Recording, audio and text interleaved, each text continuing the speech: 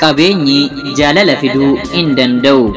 Garuu jaalalli qabeenya fiduutu mala.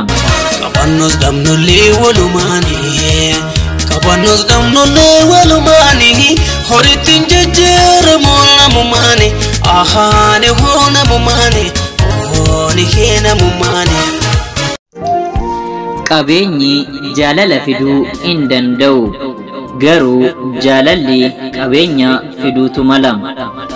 Seenaa jaalalaa baay'ee gara nama nyaatudha.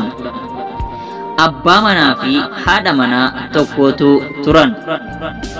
Lameen isaaniiyyuu hiyyeessaa fi harka qalleessa kan ta'anidha. Haa ta'u malee haati manaa kun guyyaa tokkoof rakkadheera jettee abbaa manaa ishee kana rakkisteeni hin beektu.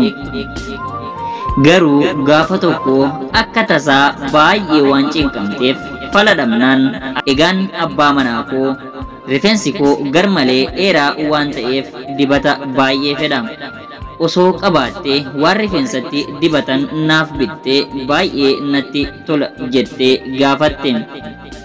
Innis baay'ee gaddee anis waa'ee moofa'uu kophee koo yaadaan ture jedhee battalumatti yaadaan liqimsame.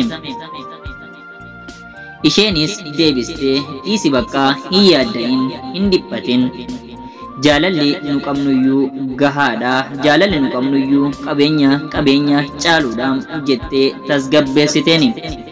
Erga akkas jettee tasgabbeessiteen boodatti deemanii erga rafaniin booda ganama hirribarraa ka'ee osoo karaa deemaa jiru dukkaana kuusaa kophee tokko bira ga'e. Achumaan dukkaaniin jatti goree akkas jedhee isaan kadhate. Adaraa ani hiyyeessaa waan konkolaataan yaabee galuu waanan dhabee fi karatti baay'een rakkadhe. Kanaafuu kophee koo kana dulloomaa ta'us narraa bitaatii qarshiidhuma ta'ee naaf kaffalaa jedhee isaan gaafate. Isaanis tole jedhanii qarshii kennanii fi kophicha irra bitanii erga kophee sana gurgurateen booda birrii sana fudhatee dukkaana biraa dhaqee dibata rifeensaa bitee miila qullaa karaa dheeraa qaxxaamuree gara mana isaatti gale. Yeroo mana isaatti galu haati manaa isaa rifeensa ishee gabaabsitee jirti. Innis maal gootee rifeensa kee ani dibata ati jettee siif bitee dhufaan jira ittiin jedhe. Isheenis akka mana rifeensaa dubartootaa deemtee rifeensa ishee irraa kuttee gurgurtee kophee haaraa isaaf bittee deebistee itti himte. Battalumatti lamaan isaaniiyyuu imimmaan ta'anii hafanii.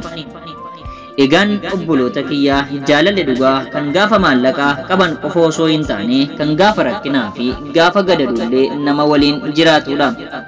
Jaalalli isa onnee keessatti mana ijaaree halkanii fi guyyaa taa'udha.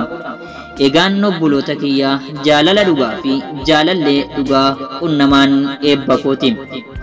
Egaan obboloota kiyyaa seenaan jaalalaa har'aaf qabadhee isiniif dhiyaadhee isuma amma ammatti dhaggeeffattanidha.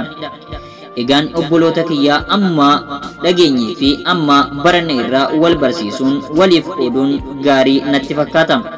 Anilleen waanuman dubbisee fi dhaga'ee seenaa baay'ee nagarrame kanaafan isin biraan ga'e.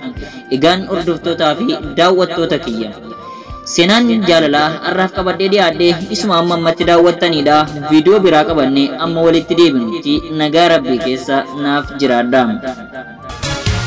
Qabannoos dhabnullee walumaanii, qabannoos dhabnullee walumaanii, horiitiin jajjaaramu namumaanii, ahaane hee namumaanii, hooni hee namumaanii.